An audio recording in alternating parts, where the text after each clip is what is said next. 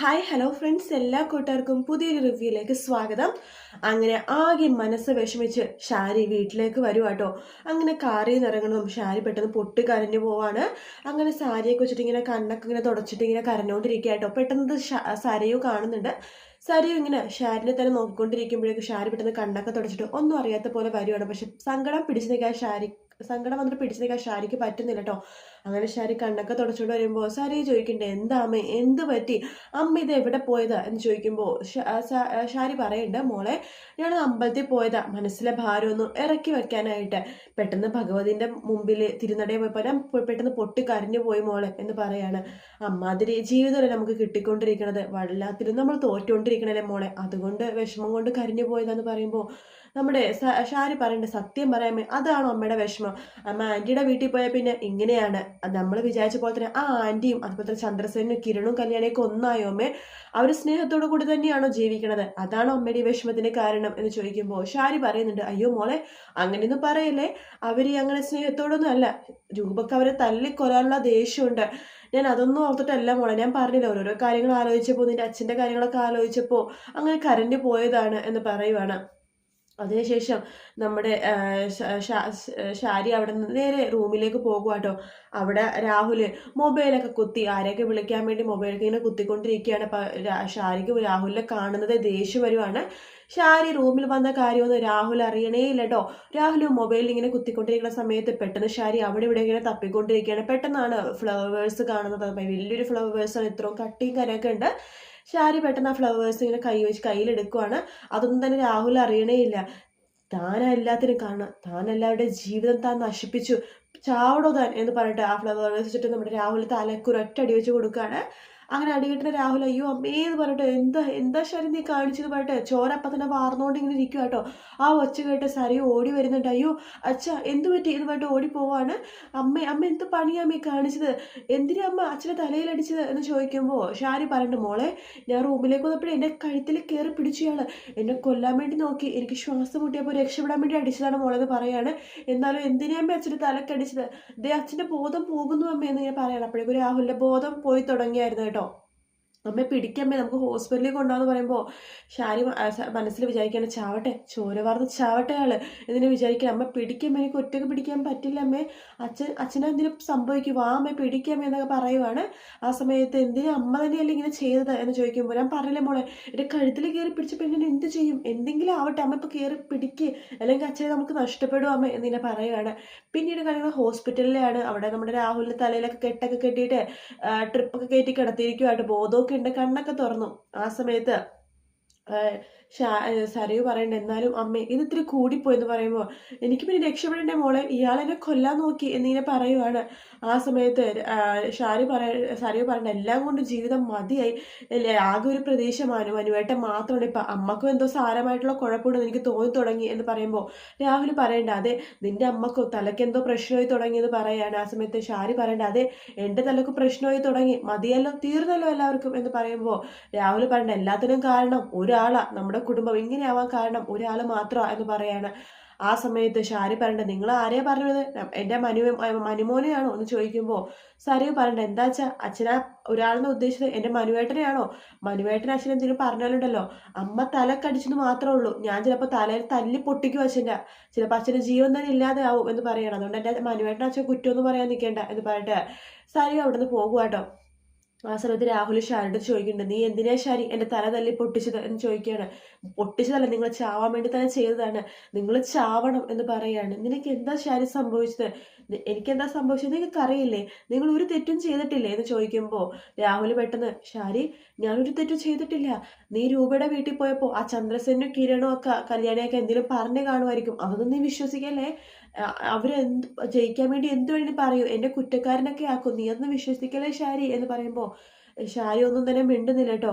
അതിനുശേഷം ഷാരി കുറ്റക്കാരനാക്കും, എന്നെ കൊണ്ടൊന്നും പറയിപ്പിക്കേണ്ട എന്നൊക്കെ ഇങ്ങനെ മനസ്സിലിങ്ങനെ വിചാരിച്ചുകൊണ്ട് ഇങ്ങനെ രാഹുലിനെ തന്നെ ഇങ്ങനെ നോക്കിക്കൊണ്ട് ഇങ്ങനെ ദേഷ്യത്തിൽ ഇങ്ങനെ നിൽക്കുവാട്ടോ. അങ്ങനെ തിരിച്ച് സരയു വീട്ടിലേക്ക് ഇങ്ങനെ വരുവാണ്. വീട്ടിലേക്ക് വന്ന് നിൽക്കുമ്പോഴേക്കും കല്യാണിയുടെ അമ്മൂമ്മ അങ്ങോട്ടേക്ക് വരുന്നുണ്ട് കേട്ടോ. അപ്പം അങ്ങനെ കാലിൽ നിന്ന് വയ്യാണ്ട് ഇങ്ങനെ തൊങ്ങിയാ വന്നത്. ആ സമയത്ത് ആ അമ്മൂമ്മ പറയുന്നുണ്ട്, സരയു മോളെ പ്രകാശിനെ ഹോസ്പിറ്റലിൽ നിന്ന് ഡിസ്ചാർജ് ചെയ്തു. ഇപ്പം ഞങ്ങൾ ഒരു ചെറിയ വാടക വീട് എടുത്തു. 10,000 രൂപ വാടക കൊടുക്കുന്ന ഒരു വാടക വീടാണ് എടുത്തത് എന്ന് പറയാണ്. ഡിസ്ചാർജ് ചെയ്തപ്പോൾ എന്തൊക്കെയൊക്കെയോ ചെയ്തു. ലക്ഷക്കണക്കിന് രൂപയെ അപ്പുറത്തെ ആ പെണ്ണ ആ പൈസ ഫുള്ളും കൊടുത്തത്. കല്യാണിയോ? ആ അതെ, എന്നോടൊരു വാക്ക് പറഞ്ഞെങ്കിൽ ഞാൻ പൈസ കൊടുക്കുമായിരുന്നല്ലോ എന്ന് സരയു പറയാണ്. ആ സമയത്ത് ആ അമ്മൂമ്മ പറയുന്നുണ്ട് കേട്ടോ, അയ്യോ മോളെ ലക്ഷക്കണക്കിന് രൂപയായി അതുകൊണ്ടാ എന്ന് പറയുമ്പോഴേക്കും സരയു മനസ്സിൽ വിചാരിക്കുകയാണ്, പിന്നെ ഞാൻ കൊടുത്താൽ തന്നെ എങ്കിലും പറഞ്ഞല്ലേ പറ്റൂ എന്നിട്ട് പറയണ്ടേ, എങ്കിലും ഞാനതൊക്കെ കൊടുത്താനെ, എന്തിനാ അവളുടെ പൈസയൊക്കെ മേടിക്കാൻ തന്നത്? അവളല്ല എല്ലാത്തിനും കാരണം എന്ന് പറയുമ്പോൾ മുത്തശ്ശി പറയണ്ട, അതെ അവള് തന്നെയാ എല്ലാത്തിനും കാരണം. എൻ്റെ കുഞ്ഞ് അവള് പഠിക്കാത്ത വിവരമില്ലാത്ത അവള് കോടതി വാദിച്ചിട്ട് എൻ്റെ കുഞ്ഞിനെ ജയിലിലാക്കിയില്ലേ അവള് എന്നിങ്ങനെ പറയുവാണ്. അതിന് ശേഷം അമ്മൂമ്മ പറയുന്നുണ്ട്, മോള് വരുന്നുണ്ടോ പ്രകാശിനെ കാണാൻ വേണ്ടി? ആ ഞാൻ വരാം എന്ന് പറയട്ടെ നമ്മുടെ സരയു വാതിലൊക്കെ അടിച്ചിട്ട് അമ്മൂമ്മയുടെ കൂടെ പ്രകാശിനെ കാണാൻ വേണ്ടി അവിടെ വാടക വീട്ടിൽ പോവാട്ടോ. ആ സമയത്ത് പ്രകാശിനെ അവിടെ ഇരിക്കുമായിരിക്കും. അമ്മൂമ്മ വരുന്നുണ്ട്, എടാ പ്രകാശ നിന്നെ കാണാൻ വേണ്ടി ഒരാൾ വന്നിട്ടുണ്ട്. ആരാ എന്ന് ചോദിക്കുമ്പോൾ സരയു ആട്ടോ. സരയു ഒരു കവറിൽ നിറച്ച് ഫ്രൂട്ട്സ് ഒക്കെ ആയിട്ട് വന്നിരിക്കുന്നത്. ഇന്ന് കുറച്ച് ഫ്രൂട്ട്സ് ആണ്. ഓ ഇതൊന്നും വേണ്ടായിരുന്നു മോളെ, ഇരിക്കട്ടെ എന്ന് പറയട്ടെ നമ്മുടെ സരയു ഫ്രൂട്ട്സ് കൊടുക്കുവാണ്. അതിനുശേഷം അമ്മൂമ്മ പറയുന്നുണ്ട്, അപ്പുറത്തെ വീട്ടിൽ ക്യാൻറ്റീനിലുള്ളവർക്ക് ജോലി ഒക്കെ ഉണ്ടല്ലോ, കമ്പനിയൊക്കെ ഉണ്ടല്ലോ, അവിടുത്തെ ജോലിക്ക് പോയപ്പോൾ അവളെന്നെ ജോലിക്ക് എടുത്തില്ല, അതുകൊണ്ട് ഞാൻ മോളുടെ അടുത്തേക്ക് വന്നത്. പക്ഷെ മോളെന്നെ 2 കൈ നീട്ടി സ്വീകരിച്ചു എന്ന് പറയുമ്പോൾ നമ്മുടെ അമ്മൂമ്മ പറഞ്ഞുകൊണ്ടിരിക്കുക കേട്ടോ. സരയുവിനെ പൊക്കിക്കൊണ്ടിരിക്കുകയാണ്. അതിനുശേഷം അമ്മൂമ്മ പറയുന്നുണ്ട്, 10-14 ദിവസം കഴിഞ്ഞാൽ വിക്രത്തിന് പുറത്തിറങ്ങാൻ പറ്റുമോ എന്ന് തന്നെ അറിയില്ല എന്ന് പറയുമ്പോൾ സരയു പറയുന്നുണ്ട്, അങ്ങനെ 14 ദിവസം കഴിഞ്ഞ് അവൻ പുറത്തിറങ്ങുമെങ്കിൽ അവൻ പ്രതികാരം ചെയ്യാൻ വേണ്ടി ആയിരിക്കണം പുറത്തിറങ്ങേണ്ടിരുന്നത്. കോടതി വെച്ചിട്ട് കല്യാണി ജയിലിൽ പോകും എന്നൊക്കെ തന്നെ ഞാൻ പ്രതീക്ഷിച്ചു. പക്ഷെ നേരെ തിരിഞ്ഞല്ലേ, വിക്രം ജയിലിൽ പോകേണ്ടി വന്നില്ലേ, അവനെ തകർത്ത് കളഞ്ഞില്ലേ. കോടതിയിൽ വെച്ചിട്ട് ആരെങ്കിലും പ്രതീക്ഷിച്ചു ആ ശരണ്യ എന്ന് പറഞ്ഞവള് വിക്രത്തിനെ കൊടുക്കുമെന്ന്? അവൾ കല്യാണം കഴിച്ചതിനെ വിക്രത്തിനെ പ്രതികാരം ചെയ്യാനാണ്, വിക്രത്തിനെ നശിപ്പിക്കാനാണ് നമ്മൾ ആരെങ്കിലും അറിഞ്ഞായിരുന്നോ എന്ന് പറയുമ്പോൾ പ്രകാശം പറയണ്ട, അതേ മോളെ ആരും അറിഞ്ഞില്ല.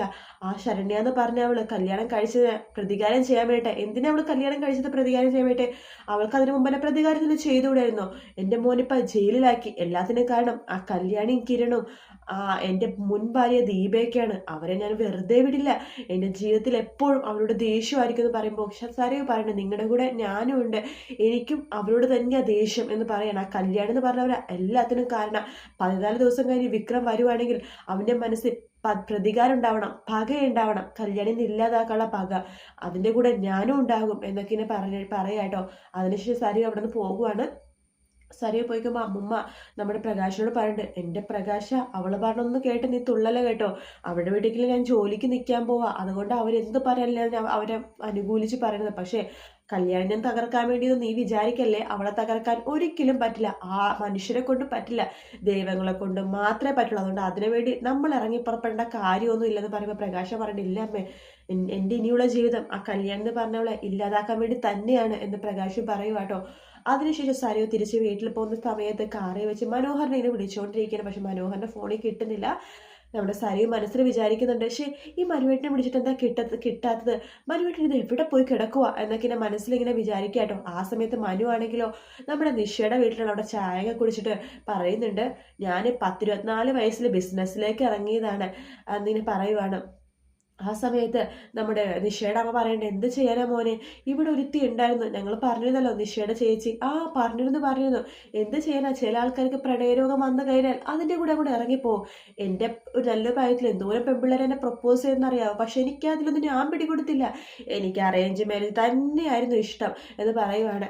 അതുകൊണ്ട് ഞാൻ ബിസിനസ് വിജയിച്ചു, ഇനി ഞാൻ ബിസിനസ് പടിപടിയായിട്ട് കയറാൻ പോവാം, നിങ്ങളും ബിസിനസ്സൊക്കെ പഠിക്ക്, കല്യാണം കഴിഞ്ഞാൽ നിശ്ചയം ബിസിനസ്സിലേക്ക് ഇറക്കാൻ ഞാൻ തീരുമാനിച്ചേക്കുന്നത്, അച്ഛനും അമ്മയും ബിസിനസ്സിലേക്ക് ഇറങ്ങണം, അതാണ് എൻ്റെ ആഗ്രഹം എന്നൊക്കെ പറയുവാട്ടോ.